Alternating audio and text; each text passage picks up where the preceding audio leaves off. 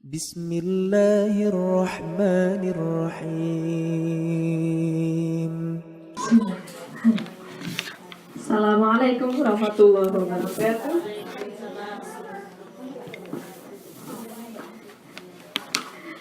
Alhamdulillahirabbil alamin. We can gather tonight in a very happy night with our children and our sisters all in Fukuoka. So, asyhadu an la ilaha illallah wa asyhadu anna Muhammadan abduhu wa rasuluh. Allahumma shalli ala Muhammad wa ala alihi wa sahbihi ajma'in. Amma ba'd.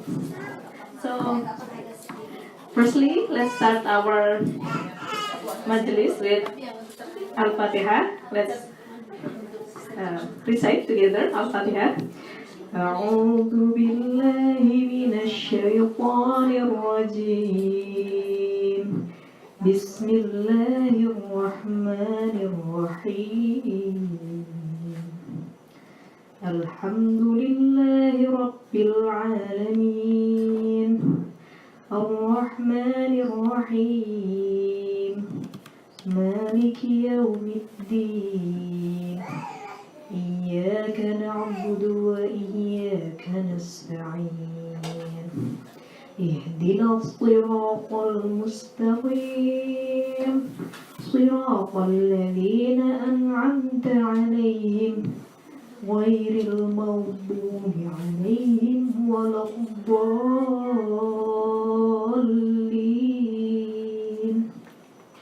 آمين. So today we will share our experience. Our sisters, she is Sister Yetti Dalimi. She came from Tokyo today morning. She is a psychologist. She studied in Malaysia until PhD, and she is a founder of Islamic International School in Tokyo, UI, International Islamic School.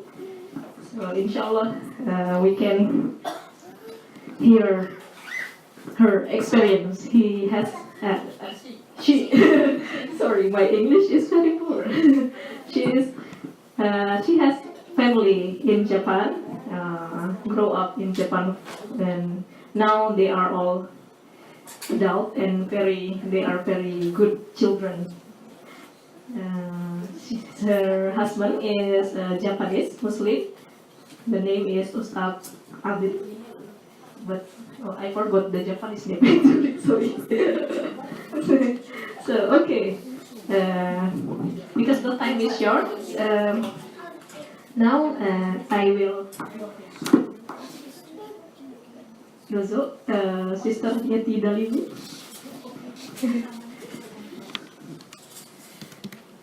You can enjoy the food as well.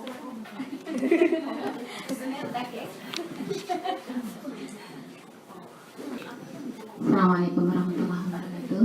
Alhamdulillah rabbil alamin wassalatu wassalamu ala rasulillah wa ala alihi wa ashabihi ajma'in.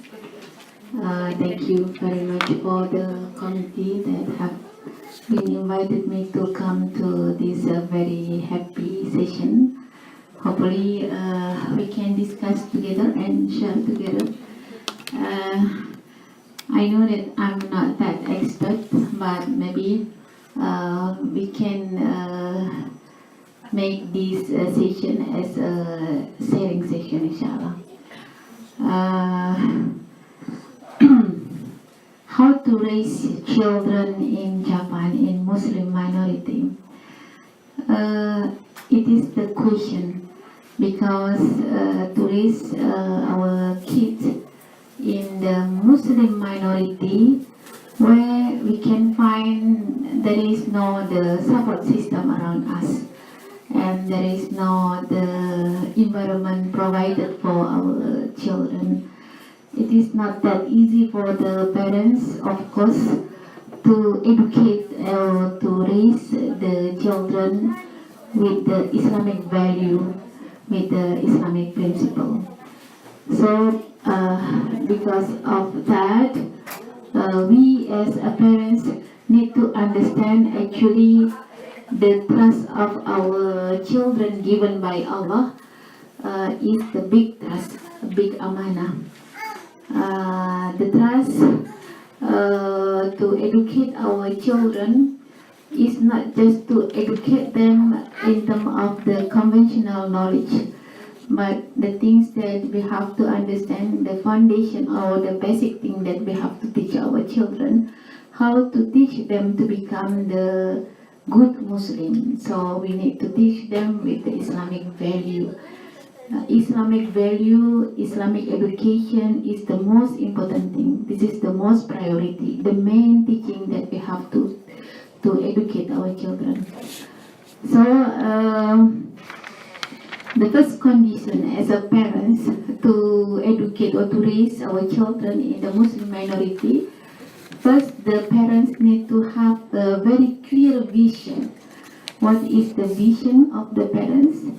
The vision is how to raise them, how to educate them to become somebody that understands very well about their Lord, about Allah Subhanahu wa Ta'ala. That's the most important thing. Okay.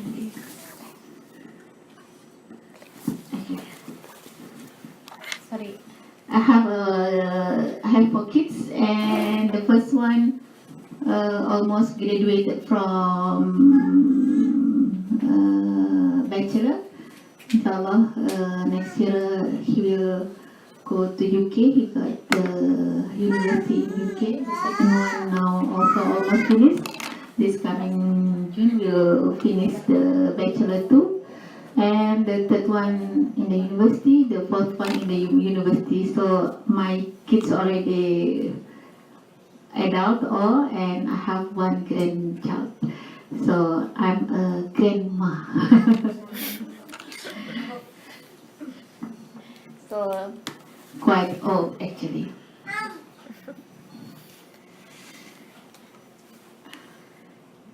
Here, what is it there?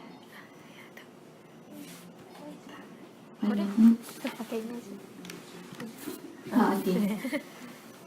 The first condition, we need to have the clear vision. The vision that the purpose of family actually to protect ourselves and to protect our family from the nar. So our vision, not worldly vision, but our vision is akhirah vision. This is the thing that we have to understand. And husband and wife have to have the same vision. Alhamdulillah, maybe most of you have the Muslim husband. How about if the Muslim that married to Japanese, the Japanese become Muslim because of marriage, just converted. So sometimes in the beginning it is quite tough for them to make the same vision, both of husband and wife. If all of us have the same vision with the husband, of course it is not become that issue. But the problem is, here Allah mentioned, Ku anfusikum wa ahlikum naro, means protect yourself, you yourself, make yourself be a good Muslim first. And then when you already become a good Muslim, then you can protect your family. So the first condition of the family is how the parents make themselves become more and more taqwa. How they protect themselves first, how they improve the knowledge of Islam, the quality of Islam, the quality of taqwa. Then they can protect their family. That's the first condition.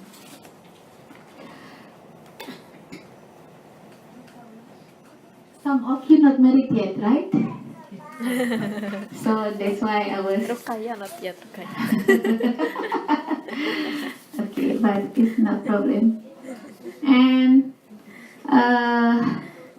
the things that our kids have the right to get from the parents is the parents need to give them the good name. However, I gave my children name actually Japanese name with alias, because on that time when my kids were born, we want to make them Islamic name, but on that time Japanese embassy in Malaysia, they didn't allow us to make, because there is no kanji for the Islamic name. The first one is Takyudin, so we make it as alias. So the Japanese name Mikio Oki, alias Takyudin. However, the name that we give them actually Islamic name. The Japanese name from the grandpa, from their grandparents.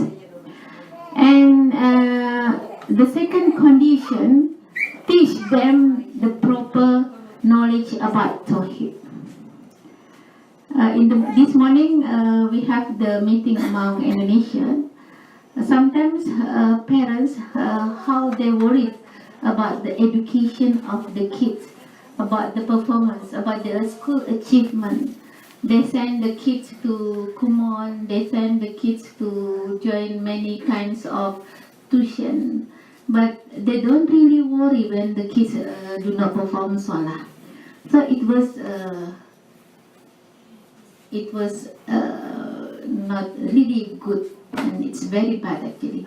So the parents, they have to put attention more to the concept of Tawheed, the Aqidah. But how we teach the Aqidah, inculcate the meaning of Aqidah well to our children, that's the skill. Because I found many parents, they taught the kids about the Tawheed, about Quran by force. So when the kids grow up, the kids do not feel that they learn Quran by heart, but by force. When they grow up, they feel traumatic. It was case in our school, new school in Japan, in Tokyo. There was one kid, she was memorized quite many juzu, 2/3 of the Quran if I'm not mistaken. Then she got trauma to memorize Quran anymore. She didn't want to memorize Quran. But alhamdulillah, finally, she want to memorize again, because she said how she got the bad, bad punishment from the teacher because of the Quran. So they feel that whenever she want to memorize the Quran, she just remember the ustad, the ustazah, and then using punishment orally or physically like that.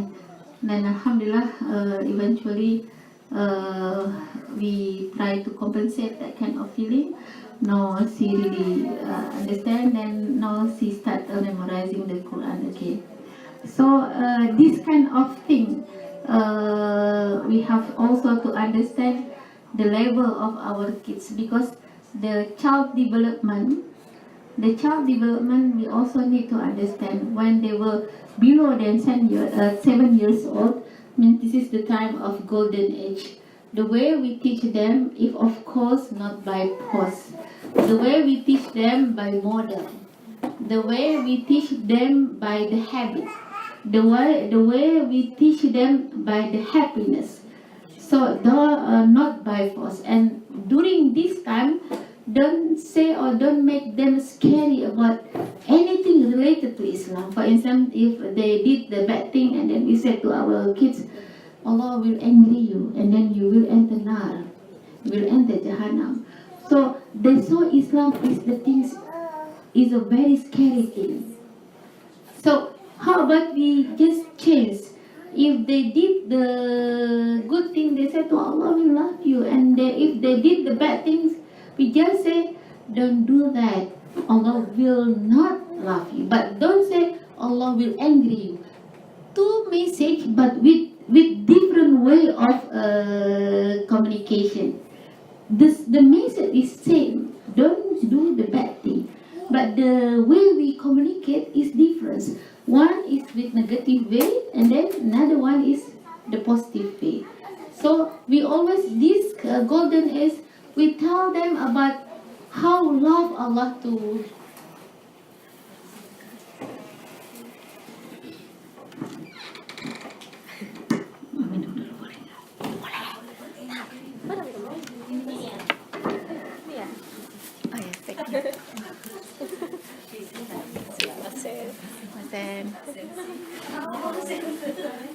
Ini makan dulu nih. Tuju. Tapi kudasai. Tapi kudasai.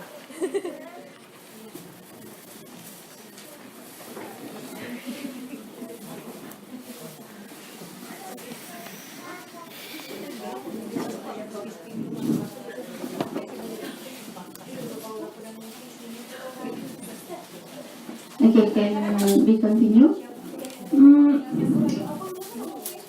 During this time, during the golden age, we taught them about how love Allah to them, how love Allah to our kids, how much Allah love us. So we just give them the feeling that Allah is best, Allah is good, Allah is the most merciful, Allah is Ar-Rahman, Allah is Ar-Rahim. Allah loves us so much. He gave us many things. And then we teach them the feeling of gratitude to Him. This kind of thing that we need to always keep mention more and more to our kids. So that they will develop the feeling of love. Why Allah didn't ask us to pay anything to Him?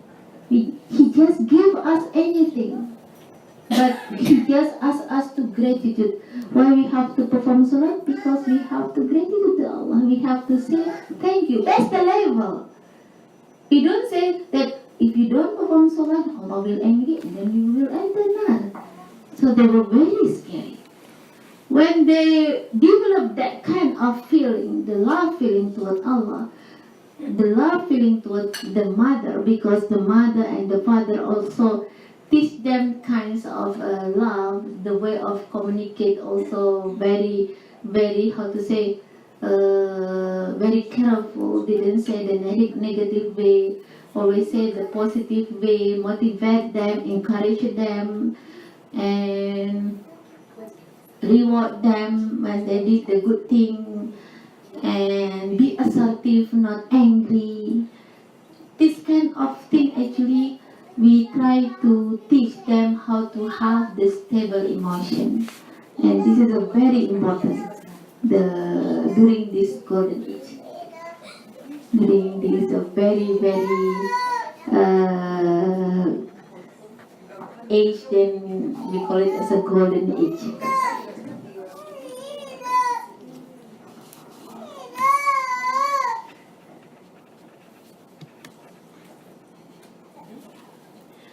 And then we will discuss later about how to deal with the surrounding, not Islamic surrounding. We'll discuss later. But now I just want to focus how we deal our kids at home, how we teach them, how we educate them at home, and how the role of mother and the father is very important. If, for instance, I will say that during the golden age, the right of children is at home. Don't send our kids to the nursery or to the, how to say, preschool. The right of them to get the role model from the trust one, from the mother. How do you think if we send our kid to the nursery where the teacher are not Islam, where the friends many, and then the attention of the teacher to the kids also have to divide it with the many? They are tired and they don't know how to say the dhikr, how to say the good thing about Allah, Allahu Akbar, Subhanallah. They just angry when they were kids. And they saw the many kinds of role models. Suppose they just see the role model from the trust one, from the mother, the one that really understands about Islam. Unless if it is, darura. Unless if it is, how to say,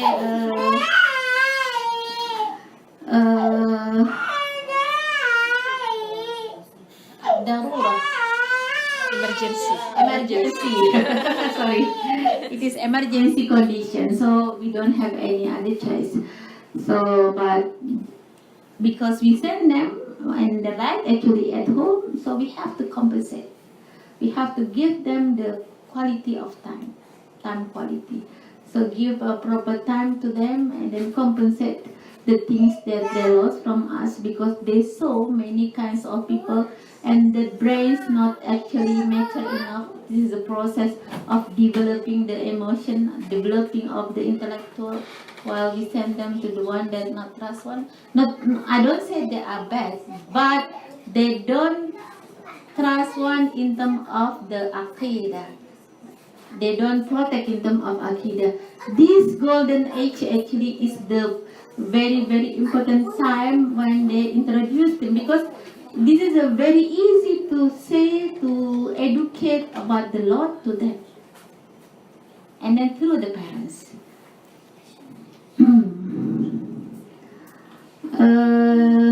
How we teach our children at home, the teaching methodology at home. This is also quite an important issue that we have to discuss.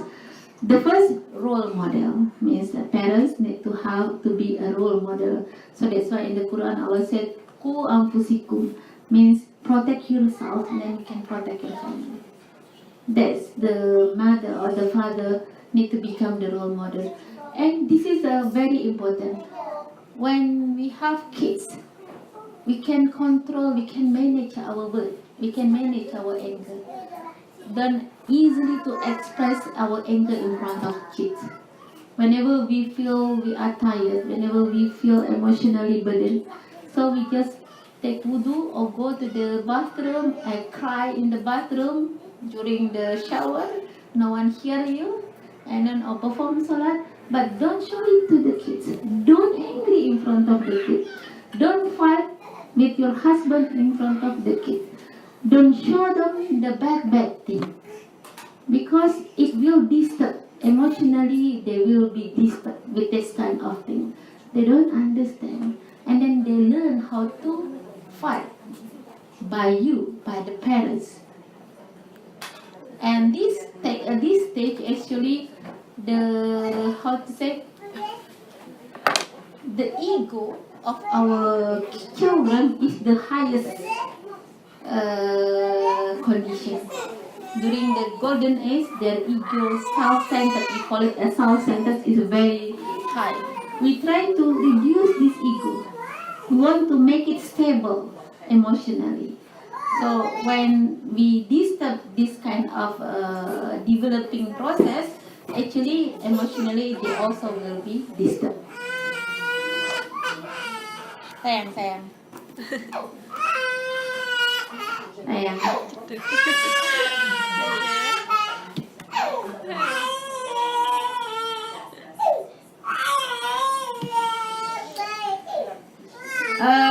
Skill communication. This also is very important. Discuss order during the golden age. The way of we ask them to do some things by order actually. Of course, order by wisdom.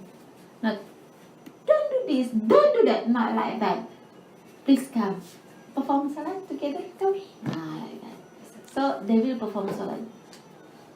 I said, take wudu and salat now. The intonation is very. Actually, we are want to teach them the same message, but the way of teaching different. So that's why the way of receiving that message also different. One message delivered by love, and then they feel happy. One message delivered by anger, they will feel stress, and then they will feel that it is a very scary thing. Whenever my mom talk about salah, obviously she will be angry. So it's better next time I don't want to perform salah because she will angry. Or I perform salah because of her. Because I don't want she is angry. So because of she afraid of you, not because by heart, not because by love. That's the kind of skill communication we have to learn and to improve how to communicate with our kids well. Pets and universe, when they're already grown up, we tell them not just by the best way to talk about a message to our kids actually by history when they were very kids. So that's why in the Quran also Allah mentioned many history, because this is the easiest way to deliver the message of Islam, to convey the message by story before they sleep, and then we tell them about the story, and then there is a message inside the story, and our kids usually love it. But when they grown up, we start to give them the text, the evidence, the books, the Quran. This is Allah mentioned here, or as narrated by the Prophet, blah blah blah blah blah, like this. So try the best ways to know the best time to talk with your kids. Usually the best time, we call it as the most quality time we communicate with our kids is in the morning, before subuh, before fajr, after fajr, and before they want to go to sleep. That's actually the best time. And then show your love. Kiss them. When they were sleeping, kiss them, attach them. Stay together with them, and then say to them that I love you because you are the trust from Allah. But it is quite heavy for Umi to take care of you because you are the trust of Allah. So please help Umi to protect you. So we ask them to cooperate, so they feel happy. Indirectly, we reward them. How the mother motivate when they were kids. Help Umi to protect you because you are very, very important. You are the trust of Allah. And Umi very afraid if I cannot protect the trust from Allah. Protect very well of you. And then they feel so happy. So this kind also the things that we have to understand.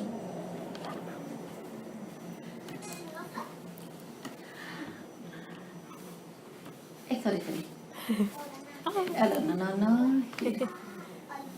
Okay, this is ready.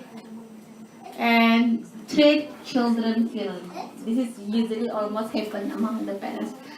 You know, every kid, they have their own character. One kid, the character is quiet. And then typical of obedience. They obey, they follow whatever the mother said. And then another kid, typical is kinesthetic, move a lot. And then ignorance, and then very active, and make you headache. So you always compare the first and the third. Why not you become like your brother, your younger brother? Why you cannot be quiet? Why you just sit and eat like this? So actually we develop the feeling of jealousy towards our kids. Because they are different. We cannot treat them according to our third one. They are different characters.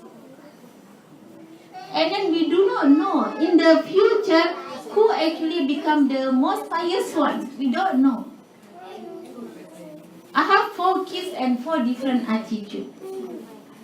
The first kid, typical, quiet, and then like to read a book and to discuss a lot, ask a question. I'm very happy with the first one. And then the second one, a woman argue everything. Why? Why should I? Is it true?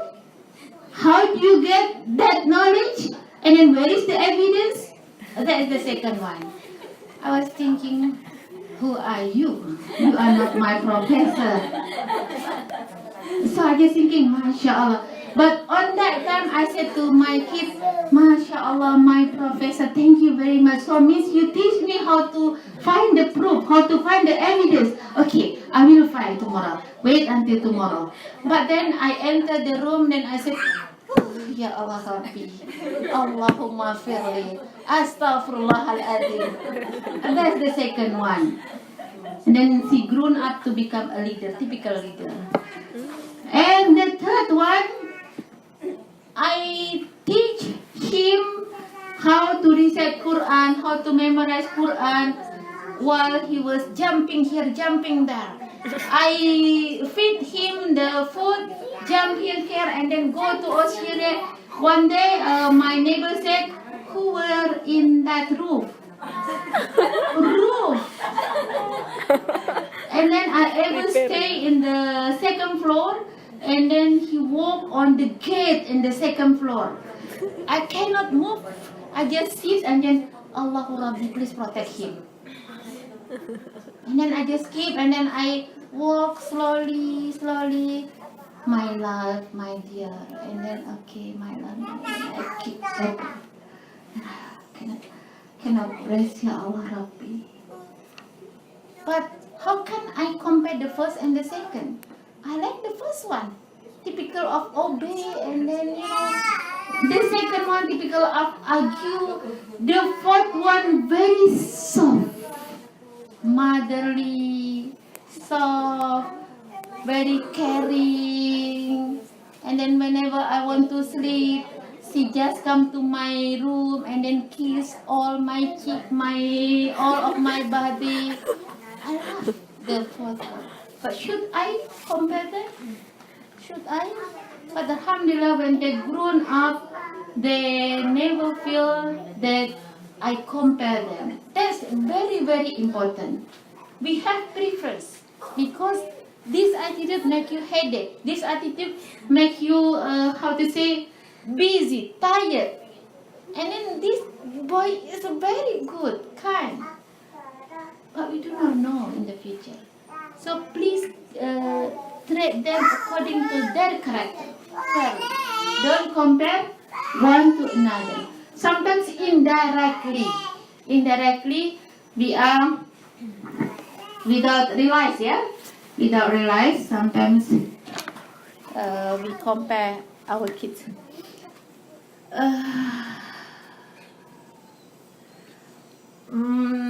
Proper right training and education. What I mean by the proper right training, to educate them means to ask them to do the things, not just a knowledge, but also they need to do the practical things.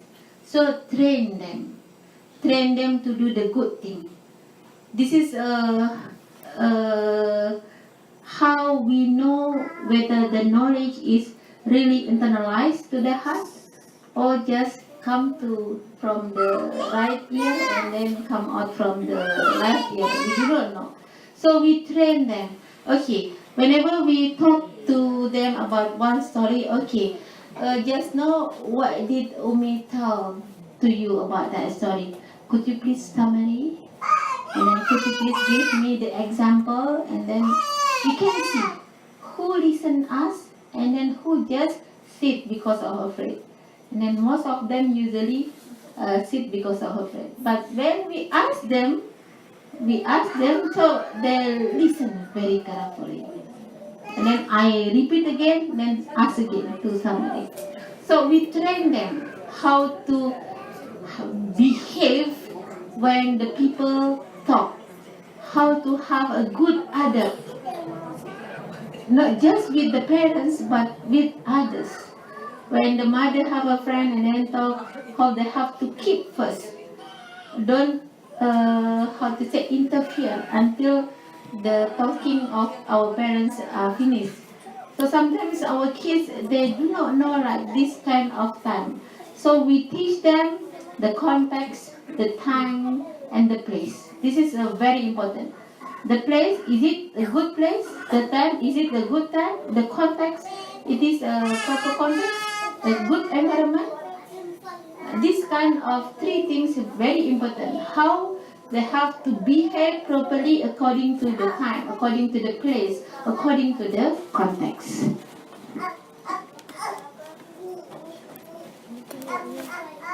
Ntar lagi sholat 10 menit lagi.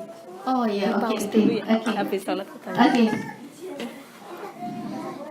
This is the learning approach. I want to just be very fast, maybe because we will how to say make our discussion deeply through the question and answer, inshallah. Three kinds of learning approach. Actually, many kinds of learning approach. I just summarize into three kinds. First, instructional and investigational and construction. What we call it as instructional means like a teacher. Teacher teach you directly, and then they got the knowledge, got direction. Then the investigational, and then we teach our kids to observe, to see. So that's why in the Quran there is ayat qawliyah and ayat kawniyah, right? How they see the universe, how they observe the universe, and then we relate. We always integrate all kind of knowledge with Allah Subhanahu wa Taala. So it is the most important thing. We need to integrate it, all the kind of knowledge with Allah Subhanahu wa Taala. And then the construction knowledge. The construction knowledge, eventually after we develop them, the knowledge, direct knowledge, and then they observe, and then the construction knowledge, how actually they could construct knowledge, they combine the knowledge, and then they develop many kinds of approach, many kinds of theory based on the Islamic perspective. That kind of thing in this day actually we are lacking.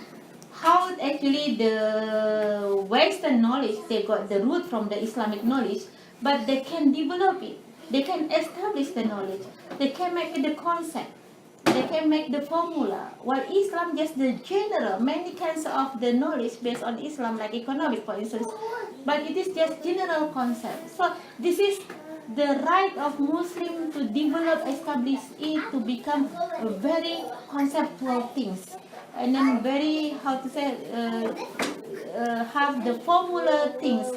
So that's why we have learned now about the Islamization of economy, Islamization, how they construct the knowledge in this world. And then knowledge, the more we learn, the more we can develop it. And this is actually the way we teach our students, because of our kid, how to be constructive toward the knowledge. Okay. This is the things that from all this kind of education aspect, education methodology, education theory, actually what actually the main things we want to touch our children, the heart. Right? The heart is the most part of our body that we want to touch it, because the Prophet said, if this in one body there was flesh, if this flesh good, so means all body become good, and if this kind bad, all body become bad. What is that thing? That thing is the heart. So we teach the children how to purify the child, the heart, because inside the heart there is the mind, inside the heart there is the nafs, inside the heart there is the ruh, the spirit, inside the heart there is the emotion. So when we control the heart, we make the heart to be purified by the Islamic teaching. Actually all aspects of education covered already. These are the main things that we have to understand to our kids.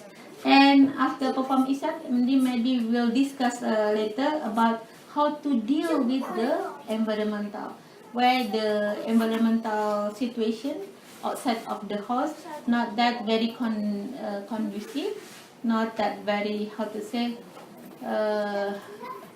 not that very good to our kids. And then how can our kids deal with that kind of situation? And we as a parent support them to deal, to adapt, to adjust, and to how to say, to stand, to have the standing toward the environment. Wallahu alam, hopefully you can understand. We will have this session until what time? Maybe after 5 minutes we will have Isha prayer. So after Isha prayer we can continue again. Okay. Until 8. Yeah, maximum until 8. Oh, okay. We still have 30 minutes after Isha. Okay. Okay, after this, maybe we just open the question and answer, inshallah.